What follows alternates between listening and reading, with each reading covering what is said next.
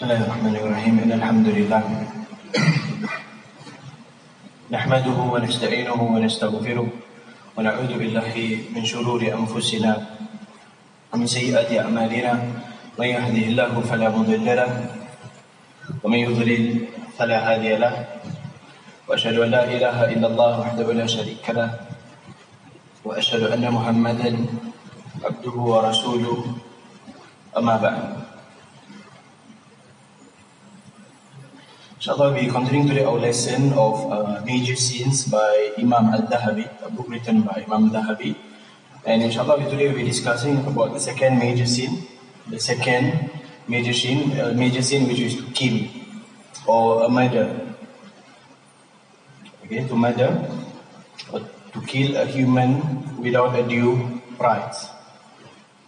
The second major sin.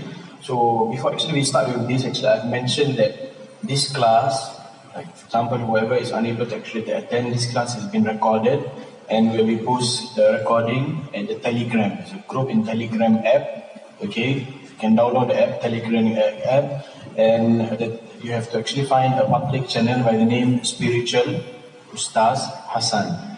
Spiritual Ustaz Hassan. Actually, you can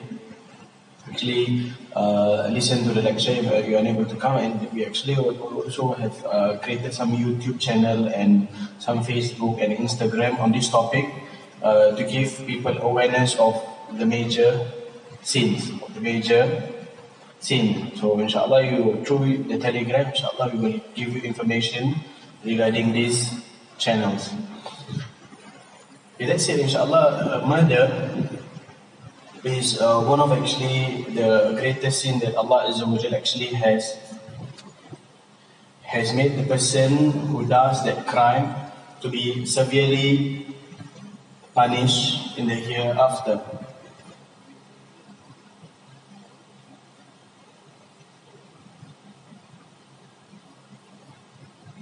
As our Prophet Muhammad sallallahu alaihi wasallam said, killing a believer is worse in the sight of Allah than the disappearance of this world. That means to kill a person, it is more worse in the eyes of Allah Azza wa Jal than the whole world to be destroyed. And our Prophet Muhammad sallallahu alaihi wasallam has emphasized this, and he said that avoid the 7 deadly sins that we have discussed earlier at the beginning of the book.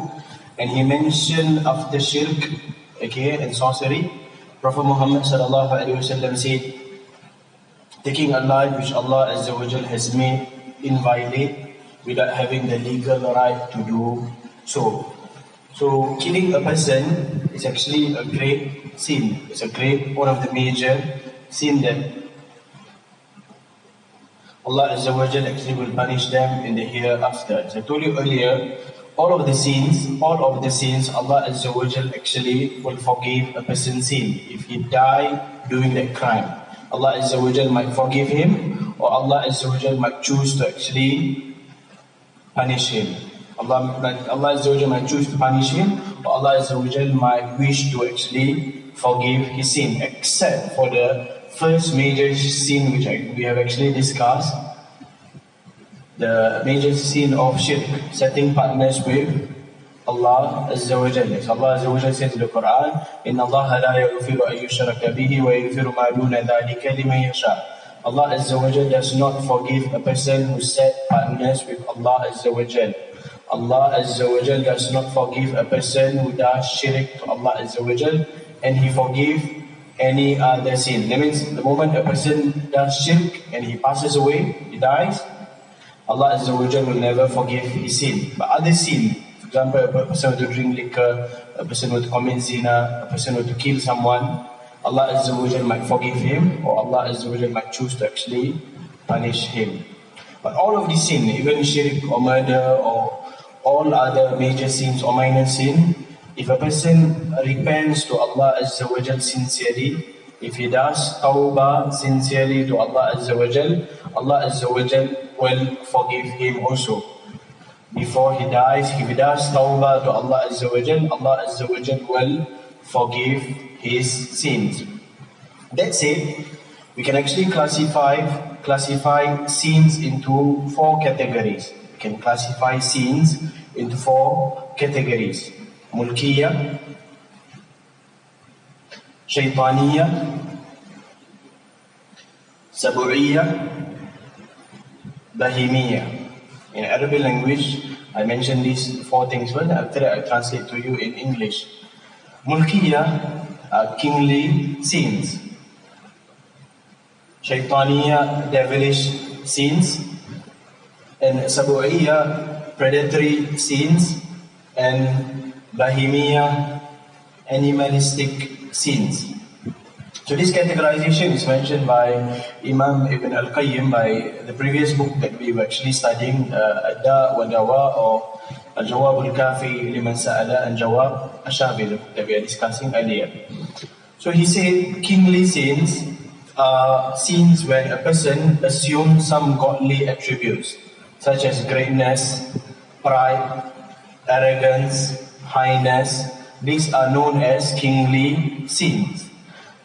For example, a person has some characteristics of arrogance and he looks down at people, or he see himself he is the most high and he looks down at other people, or he sees that he has some of the characteristics of Allah Azza wa Jal, like arrogance. Allah Azza wa Jal is the only one who should have the characteristic of Kibriya, Jabbar, Allah Azza wa Jal characteristic.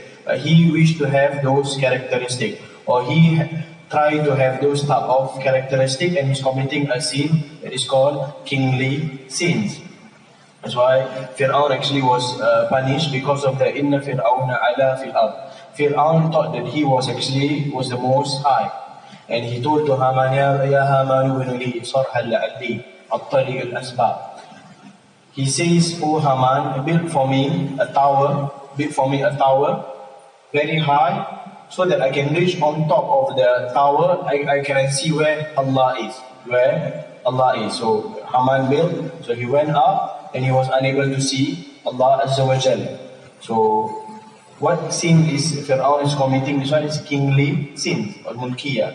Second one is shaytaniyya or devilish sins, when a person imitates some of the characteristics or attributes of the shaitan or devil, such as hasad, such as envy, or to be jealous, or to oppress, or to cheat a person, or enjoying misdeeds. Okay, enjoying misdeeds, he encourages people to do evil deeds, or he forbidding people to do good deeds, or for him to do some innovation in his religion, or inviting people to misguidance. All of these things are sins which are known as devilish sins or shaytaniyya.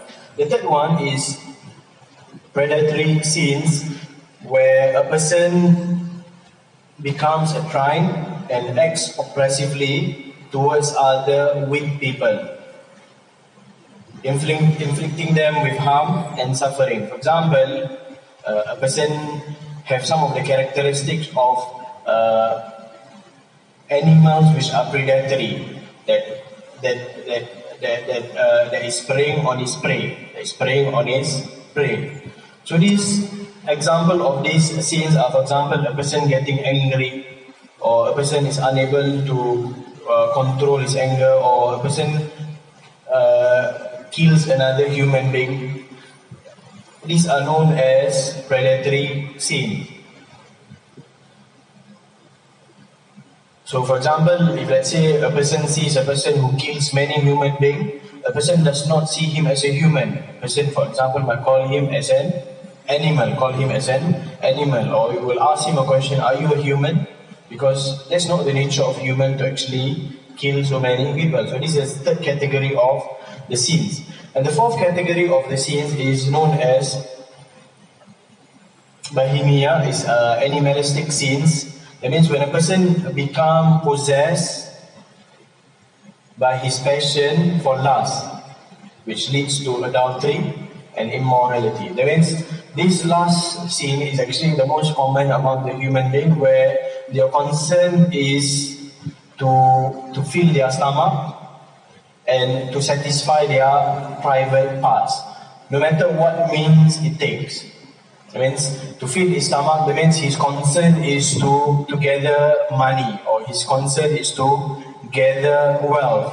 Does not matter it is from halal way or from haram way. It can be by eating the property of orphans, or harming a person by taking too much interest, and so on. Or it can mean a person actually want to satisfy his desires or his lust in any way he actually will satisfy it, even through zina or even through liwat and so on. So these are actually the characteristic of this sin, which actually to mention to you, to know that the sins are not classified according to one category. So the first one, the kingly sins, the mulkiyah, is actually worse than any other sins, because he is trying to claim to have some of the characteristics of Allah Azza wa Jal.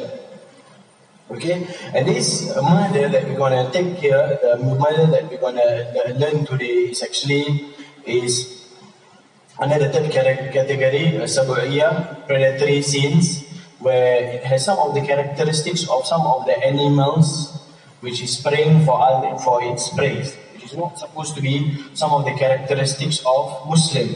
That's why Prophet Muhammad sallallahu alaihi wasallam, he actually did not want the ummah or his ummah to have any characteristics of these predatory animals. That's why Prophet Muhammad sallallahu alaihi wasallam, he actually forbid us to sit like a dog, while we are eating. For example, it is forbidden for us actually to eat with our left hand.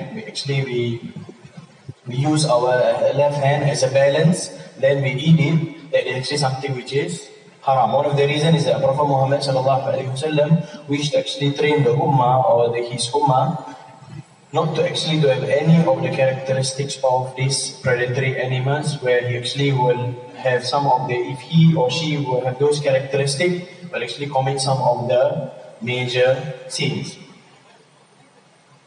So this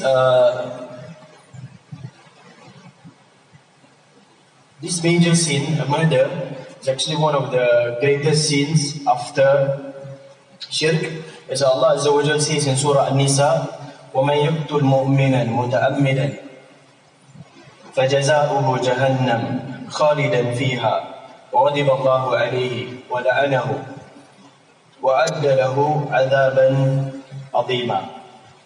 As for anyone who kills a believer deliberately, that means purposely, his repayment is hellfire, to remain in forever. Allah is angry with him and has cursed him and has prepared for him a terrible punishment. And Allah Azza wa Jalla also says in Surah Al-Furqan, verse 68 to 70, وَالَّذِينَ لَا يَدْعُونَ مَعَ اللَّهِ إِلَهًا آخَرَ وَلَا يَقْتُلُونَ النَّفْسَ الَّتِي حَرَّمَ اللَّهُ إِلَّا بِالْحَقِّ وَلَا يَزْنُونَ وَمَنْ يَفْعَلْ ذَلِكَ يَلْقَ أَثَامًا يضاعف له العذاب يوم القيامة ويخلد فيه مهانا إلا من تاب وآمن وعمل صالحا. Allah says, those who do not call upon another God with Allah, does not perform shirk, and do not kill anyone Allah Azza wa Jal has made inviolate, unless with the right to do so, and do not fornicate. Anyone who does that will receive an evil punishment, will receive a great punishment. And on the day of rising, his punishment will be double. He will get a double punishment, and he will be humiliated in it timelessly forever, except for those who repent and believe and act rightly. And Allah Azza wa Jalla also says about the first people actually who started to actually to practice this evil habit, to kill a person. Qabil killed his brother Habil, the son of Adam alayhi salam. Brother actually killed his own brother just because of some of these worldly gains. So Allah Azza wa Jal, after telling what happened to them, and he regretted that he actually is just following like a crow, how it parades its own brother. So Allah Azza wa Jalla actually says that because of that, من أجل ذلك كتبنا على بني إسرائيل أنه من قتل نفسا بغير نفس أو فساد في الأرض فكأنما قتل الناس جميعا ومن أحياها فكأنما أحيا الناس جميعا. Because of that, on account of that, we decreed for the tribe of Israel that if anyone kill another person, unless it is in retaliation for someone else or for causing corruption in the earth, it is as if they had murdered all mankind. That means, if a person were to kill one person, it is as if he had killed the whole mankind. And if someone saves the life of one person, it is as if they saved the life of the whole mankind. So Allah Azza wa Jalla is giving this example to say that killing a person is actually a grave sin. And Allah Azza wa Jalla also says, وَإِذَا الْمَوْءُودَةِ سُئِلَتْ بِأَيِّ ذَنْبٍ قُتِلَتْ. When the baby girl buried alive is asked for what crime she was killed. When the baby girl was buried alive, she is asked for what crime she was killed. What does that mean? It's because during the Jahiliyyah time, the pre-Islamic days where before Prophet Muhammad became a prophet, the Jahiliyyah, they used to have evil thoughts, or they have superstitious belief that if, let's say, a person give birth to a baby girl, okay, a female, it will bring actually misfortune to them. Or they believe that the women will not be able to be used in the war, or should not be a person who will be able to gain wealth for the family, or she might actually will be a person who will actually give disgrace to the family by becoming a prostitute. So these are some of the beliefs of the Jahiliyyah. So what they used to do is that they have different scenarios. They used to actually kill a baby girl if she is born. So there are different scenarios that actually mentioned by some of the scholars. So the first scenario is that the moment the father knows that the wife is giving birth to a baby girl, the father actually will dig a grave just beside the place where the mother is giving birth. So if, let's say, it is a baby girl, he will actually immediately take the baby. He just came out to the earth, and he will take the baby and actually will bury it in the soil, and the baby is actually dead. So the baby is murdered by the own father. So Allah Azza wa Jalla, that's what He says. When the baby girl buried alive is asked for what crime she was killed. So another things which happened during that time is that the father actually, the moment he hears the news that the wife has given birth to a baby girl, a girl, so he will be unhappy, he'll be disappointed, but actually he'll be patient until the child reaches the age of 4 or 5, and the moment she reaches those age, he will actually inform the wife actually to beautify the child, and the father actually will bring the daughter out with him alone, and before reaching to a particular destination, the father actually will instruct some of his friends actually to dig a hole, to dig a grave, okay, and the father and the daughter actually will head to the destination. So the moment the daughter heads to the destination, without the daughter knowing the trap or the hole, the father actually will throw the daughter inside the grave, and he will actually bury the own child. So that's what this ayah it means. Allah Azza wa Jalla says here, when the baby girl buried alive is asked for what crime she was killed. So from here we got to know that killing is not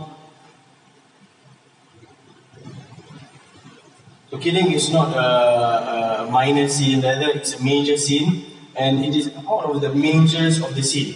It's actually compared to all of the sin, this actually is the gravest sin after shirk, because Allah Azza wa Jalla actually has created mankind for them actually to prosper. Allah Azza wa Jalla has created mankind actually to prosper. That's why many hadiths actually encourage that a man to get married early, Prophet Muhammad sallallahu alaihi wasallam said, "Man istata'a minkum al-ba'a falyatazawwaj." Whoever Allah Prophet sallallahu alaihi wasallam told this to the youth, "Ya ma'shar shabab, man istata'a minkum al-ba'a falyatazawwaj." O young man, whoever is able to get married, let him get married. Whoever has the means to get married, let him get married. And some of the scholars have the view that getting married is half of the religion, And there are many other hadiths actually encourage this, because one of the objectives of Sharia, one of the maqasid of Sharia is actually to protect the humankind, So our Prophet Muhammad SAW encouraged the person to get married so that they will have more children and the Ummah of Muhammad SAW will prosper. And our Prophet Muhammad SAW on the Day of Judgment, he would actually be proud of his Ummah because they are the most on the Day of Judgment. So these are signs that actually Sharia encourage that a person actually need to protect the life of a human being. And it actually made whatever means actually that actually affects this thing as haram. For example, Prophet Muhammad SAW has made, and the Sharia has made the killing haram, has made liwat or sodomy or having relationship with another man haram, is because the moment a person have relationship with another man, a man having relationship with another man, or female having a relationship with another female, this actually will allow there will be no more reproduction. There will be no more reproduction in this world. In other words, they are killing a person indirectly, killing the humankind indirectly. That's why Sharia actually had made, for example, liwat or sodomy as one of the major sins that we're going to actually discuss earlier. So another hadith, actually we'll read through, after I have given some explanation of this time, I'll read through all the hadiths. And one of the thing about this major sin is actually a person who is killed on the Day of Judgment. Means the murderer and the person who was murdered, the victim, will be brought on the Day of Judgment. So on the Day of Judgment, the victim will be carrying the head of the murderer, and while he's carrying the head of the murderer, the blood actually will be coming out from his jugular veins. Blood will be coming out from his jugular veins, and he will point to the murderer and say to Allah Azza wa Jal, "This is the person who actually has murdered me. I want to take my rights." Because killing a person is not only taking the rights of the person who is murdered, not only the rights of the victim, they are taking the rights of other people. First, if you kill a person, you are taking one of the rights of Allah Azza wa Jal, because Allah Azza wa Jal is the one who created the humankind. So the moment you kill him without due right, you need to answer to Allah Azza wa Jal, is because one of the right of Allah Azza wa Jal. Second thing is the right of the person who is killed. The person who is a victim, or the person who has been murdered, that his right, because he possesses his life, and he actually will have the right. So a person needs to answer to him. Third thing, the rights of the wali. That means the rights of people who are concerned about the victim. The father of the victim, the mother of the victim, or the wife of the victim, or the children of the victim. So these are actually sins where Allah Azza wa Jalla actually will actually tell a person to be accountable, and Allah Azza wa Jalla has says by the mouth of his Prophet Muhammad sallallahu alaihi wasallam. Prophet sallallahu alaihi wasallam said that the first thing that actually a person will be asked on the Day of Judgment is about the blood. That means the moment a person kill a person, he'll be asked, why do you actually kill those person? This got to do with the rights of humankind. The first question got to ask about the right of Allah Azza wa Jal is Salah. It's actually Salah. So the right of human being, a person will be asked about the blood of a person killing another person. Some of us maybe might think that I might not be in a state where I don't think so I will kill someone. Some of them might be thinking that I'm in a state that I don't think so I will kill anyone. I don't think so I will never take a knife and kill someone, or never take a pistol and kill someone. Some people might be actually feeling safe from that. But as Muslims, actually, we should not actually feel safe from this. Or some people actually, when attending my class, they actually be selective and will listen to the lecture based on the topics that actually they think that they fear they might actually fall. But the truth is that on these major sins, shaitan does not allow a person to fall on it directly. That means a person does not fall to shirk immediately. A person does not kill a person immediately. It comes with steps. Shaitan actually comes with steps. That's why Allah Azza wa Jalla says in the Quran, Ya ayyuhalladhina amanu, la tattabi'u khutuwati shaitan. Oh, you believe, do not follow the footsteps of shaitan. It means the moment you might think that I'm committing a minor sin, so it's okay. But actually through minor sins, or through of the major sins which are lighter, that's where shaitan actually will reach to greater sin. I'll tell you some of the story. A story of a person who was pious during the time of Bani Israel. The time of Bani Israel, a person used to be very pious.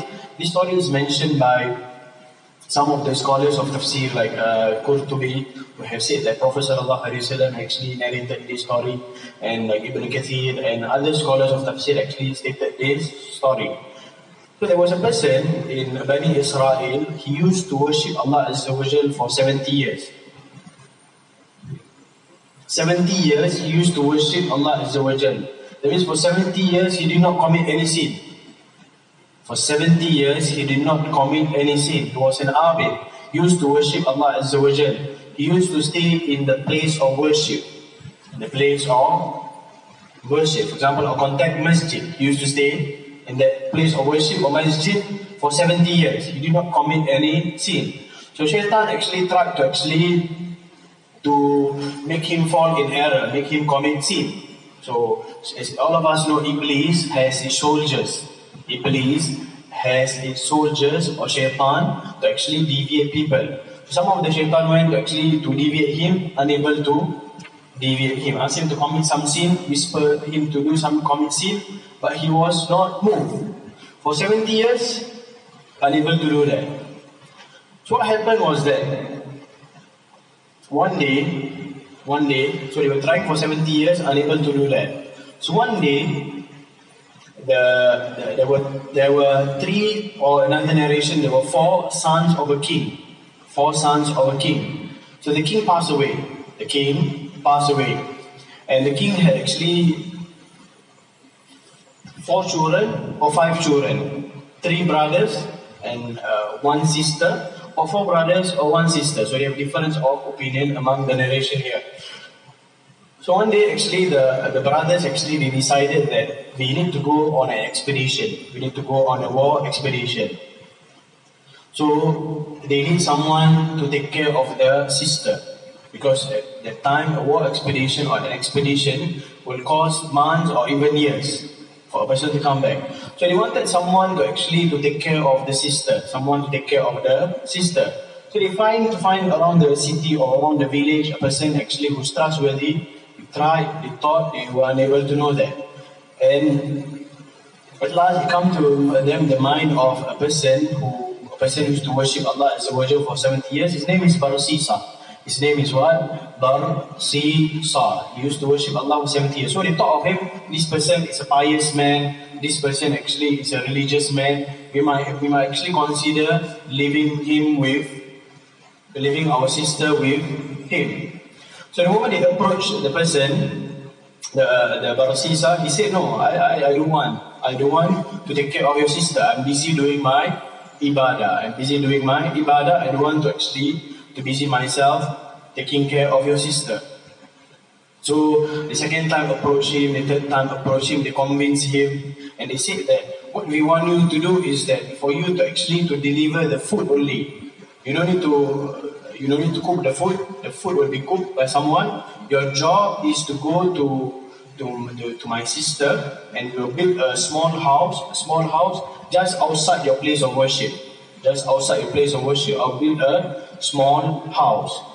Your job, you don't need to do anything. You just go and leave the food outside at a specific time, and inshallah she will actually open on her own. We will inform her the timing, and she'll open on her own and she will actually take the food. So after actually they convince him, Actually, he agreed. He agreed. So the brothers actually went on expedition. So this person actually, he's intending to do an ibadah. That means to help someone is an ibadah. That means he just wanted to do a service to one of the siblings of the sons of the kings. Okay? So he wanted to do some ibadah. He wanted to actually to help. So the first few times, he did like how he was instructed. He put the food outside, and the sister actually she will take the food at the specific time. So after that, actually, Shaitan actually thought that this is an opportunity that actually I can actually deviate him. So Shaitan said, why not actually you knock the door? Why not you actually knock the door?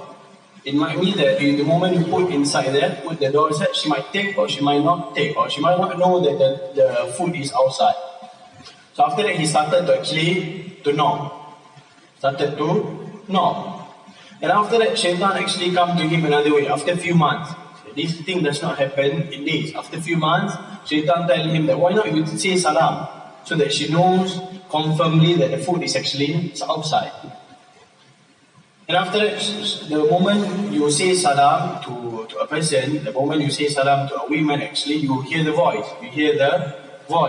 And after that, Shaitan actually said that why not actually she is lonely many years without her brothers. It might be that you ask her affairs, how is she, and so on. They started to hear the voice of the women. And the nature of man is that the moment he hears the voice of the women, he wanted to see the women. And after that, actually, Shaitan actually give him other evil thoughts. That he said that Shaitan actually whispered to him that how come you are a person who is pious, how come a person who is religious, you're talking to a woman outside the house, how if people were to actually see this, what they will actually accuse you. That means you're a religious person, you're talking outside the women's house, people might actually accuse you. Why not you go inside and talk to her?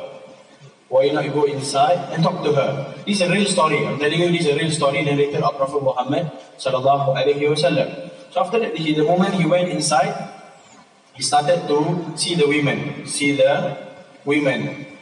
And after that, he started to see, and after that, he started to touch.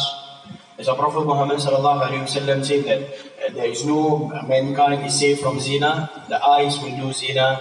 The hand will do zina, the eyes will do zina by seeing, the hand will do zina by touching, and so on. So after he started to kiss and so on, it's a long story, I'm trying to summarize it. So it started from, he wanted to have good intention, but Shaitan actually tried to deviate him. And it is said that after a while, actually he did zina with the girl. That means a man who is worshipping Allah for 70 years, he's not born 70 years. 70 years is worshipping Allah Azza wa Jal. He is deviated by Shaitan. So how can we actually feel safe? No one can feel safe. So what happened is that the moment he did the zina, he was actually, he got to start to regret. I used to be a religious person. I used to worship Allah Azza wa Jal. How can I do such thing? So he went to the mosque. He went back to his place of worship. After a while, the women came to him and said that, now I am pregnant. I am actually pregnant. So he was actually afraid. And after a few months again, the women came back to him and said, now I have actually given birth to the child. I have actually given birth to the child. So he was afraid. So Shaitan actually whispered to him. The only way that actually you can get rid of this thing, people not suspect you, is to kill the child. So this person actually went to a desert where no one can see him, and he actually buried the child and he killed the child. So a person used to worship Allah Azza wa Jalla, now he started to become a person who killed. And after he killing the child, the Shaitan told him that how if actually he go back and the women ask for her child, and it might be that she will actually go and make your affairs clear.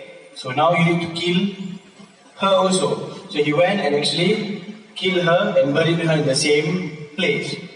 So after when the brothers came back, after a while, the person told to this, the person actually informed the brothers that actually what happened to your sister is that she became sick and she was in extreme sickness, and I was unable to contact you, and actually she was sick and she was dead. She passed away out of sickness. So the brothers actually thanked her. The brothers thanked the person who took care of the sister and tell her thanks for taking care of her, doing her last rites. And they went back to the sleep. When the brothers went to sleep, Shaitan came to all of their dreams. See, the brothers dream. So Shaitan informed them in their dreams what actually happened. This person actually, he did zina with your sister, and after that he killed the child and killed your own sister. So this dream was given to all these three brothers, and all of them have the similar dreams. So next morning when they wake up, they actually started to narrate the dreams to each other. And all of them actually hear the same narration of the dream. So what happened is that the brothers went to chase the person, chase Barsisa, chase him, and they wanted to actually to punish him, and they wanted to actually hang him. So during this point of time, he was so afraid. All the people in the village know about what he did, and he was humiliated, and he wanted to free himself from the punishment. So Shaitan came to him and said, the only way that you can be saved by the punishment is if you were to do sujood to me. The guy said, how can I do sujood to you? I do sujood to Allah Azza wa Jalla only. Shaitan told him, only one, and after that you are free. So he actually, out of the pressure, you have to imagine yourself in his situation. So after that he did sujood to the Shaitan, and the moment he did sujood to Shaitan, the people actually killed him and he was dead. So Allah Azza wa Jalla actually says this story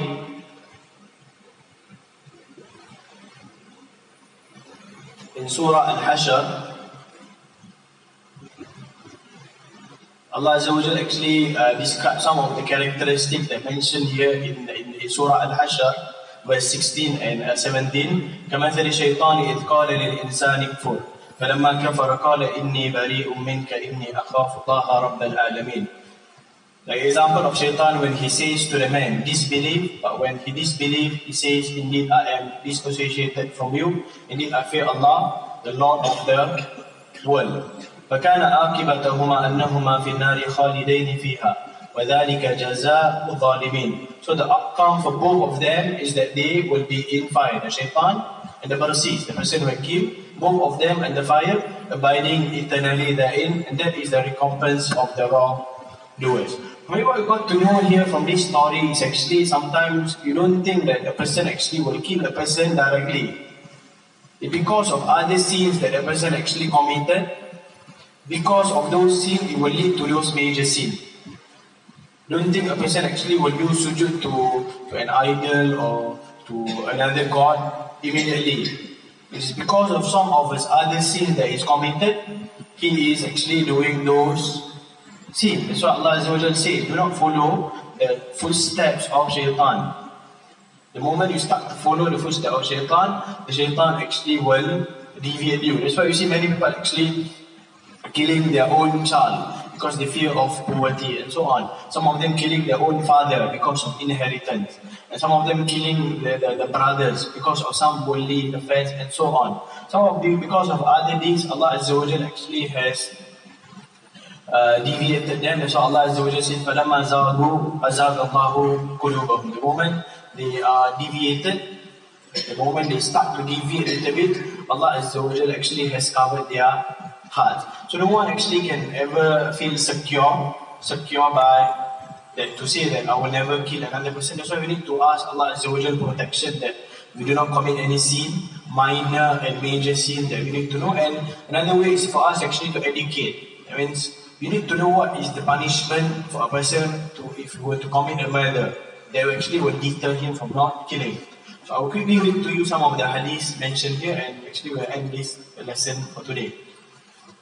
So the Prophet ﷺ said about the 7 deadly ones, and after that he mentioned taking a life which Allah Azza wa Jalla has made invited without having the legal right to do so. A man asked the Prophet ﷺ, what is the worst sin in the sight of Allah Azza wa Jal? He answered that you assign an equal to Allah when He created you. It means to do shirk. The man continued, then what? He replied that you kill your child out of fear that he will eat with you. He asked, then what? He answered that you commit adultery with your neighbor's wife. Some of the hadiths actually will explain to you the explanation when the topic actually comes. So the Prophet ﷺ said, when two Muslims meet with their swords, two Muslims fight each other, the killer and the kill will be in the fire. That means the person who is killing and the person being killed, that means the victim and the killer, both will be in hell fire. So the some of the Sahaba actually were amazed. O Messenger of Allah, we understand that this is the case for the killer. It is fair that the killer is in the hellfire. Why is the person being killed or the victim is in hellfire?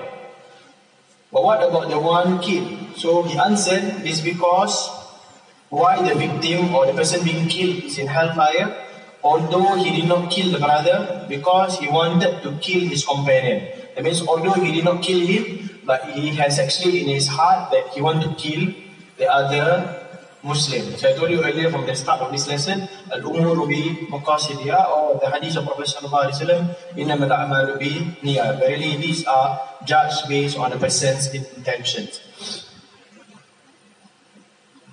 And our Prophet Muhammad sallallahu alaihi wasallam said that do not revert to being unbelievers after my death, striking off one another's heads. That means do not commit a major sin which is killing, okay? And it is actually a grave sin, and how you be done, you will actually strike off one another's head. That is, the Muslim actually will be fighting and they will actually killing one another. Another hadith, Prophet sallallahu alaihi wasallam said that the car of the shaitan will appear from Najd. Najd means anything, any land which actually is elevated. And Prophet sallallahu alaihi wasallam said that they will be coming from the east. So many of the scholars of the opinion is that the east of Medina, Prophet sallallahu alaihi wasallam said that we were coming from the east. So the east of Medina is actually Iraq, where many of the, in the history of Islam, many actually killing actually happened during that time, where Hussein ibn Ali, many of them actually will be killed from that areas. And until nowadays we see a lot of killing in those areas. The Prophet sallallahu alaihi wasallam actually warned us from that. The Messenger of Allah sallallahu alaihi wasallam said people will continue to find scope in their deen as long as they do not shed unlawful blood.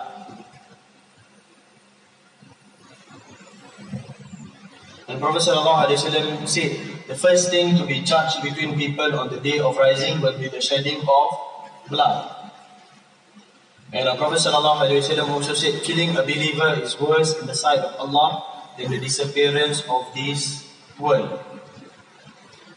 The Prophet ﷺ also said the major wrong actions are associating others with Allah, murder, and deliberate perjury. The Prophet ﷺ said no person is unjustly killed without the responsibility for it falling on the eldest son of Adam. Without the responsibility, no person is unjustly killed without the responsibility for it falling on the eldest son of Adam. For he was the first to make a sunnah of murder. That means he was the first one to kill, meaning Qabil is the first one to kill. So whoever actually kills after him, he will get the sin. Because he's the first one actually to do that crime.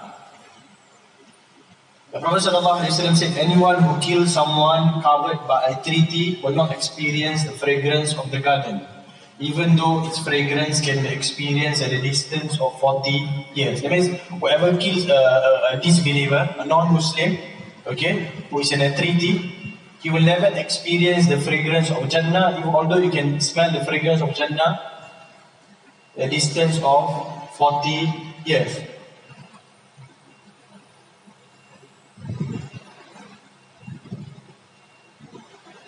So these are actually some of the hadiths actually have narrated, and we actually come to the end of this topic of murder. So we ask Allah Azza wa Jal that He protect us from committing this sin, and it's actually It's a grave sin that Allah Azza wa Jal actually said that a person will be, Allah Azza wa Jal is angry with him, and Allah Azza wa Jal actually curse him. Curse means Allah Azza wa Jal's mercy will never reach him. And Allah Azza wa Jal has prepared for him a terrible punishment, and Allah Azza wa Jal has said that his punishment will be double in the day of judgment. So we ask Allah Azza wa Jal to protect us from this, and protect any things actually will lead to this murder. And one of the things that lead to murder is, to many of them actually, is to get angry, and you need to actually find solution. People who get angry to solve their this characteristic and make them calm, so that they will never lead to this type of sin. Inshallah, we ask Allah Azza wa Jalla to bless us and give us guidance on this. Allahumma aslih lana dina alladhi huwa ismatu amrina, wa aslih lana dunyana allati fiha ma'ashina, wa aslih lana akhiratana allati fiha ma'adina, waj'al al-hayata ziyadatan lana fi kulli khair, waj'al al-mawta rahatan lana min kulli shar. Allahumma aqsim lana min khashyatika ma tahulu bihi baynana wa bayna ma'asik, ومن طاعتك ما تبلغنا به جنتك، ومن اليقين ما تهون به علينا مصائب الدنيا. اللهم متعنا بأسماعنا وأبصارنا وقواتنا ما أهلتنا واجعله الوارث منا. وصلى الله على محمد وعلى آله وصحبه وسلم والحمد لله رب العالمين.